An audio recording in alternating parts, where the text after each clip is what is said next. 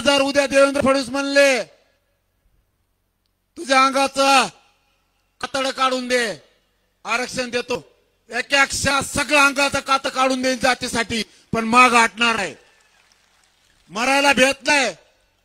मरण तर कसं येतो? अपघात झाला तरी मरावं लागतं, अंगावर वीज पडली तरी मरावं लागतं, साप लावला तर मरावं लागतंय, अटॅक आला तरी मरावं लागतंय. जातीसाठी वीर मरण येणं माझ्यासारखा नशीबवान दुसरा कोणी नसन. मी मरायला नाही भेट फडणवीस, मला भेडायच्या भानगडी नाही पडायचं. माझ्या नादी लागू नको बाबा. जे जे लागले त्याचा बाजारात उठवलाय मी. गोडी गुलाबीत प्रेमाने तेवढा हाताळता येईल प्रश्न तेवढा हाताळा. आम्ही बाकी सगळं बघितलंय.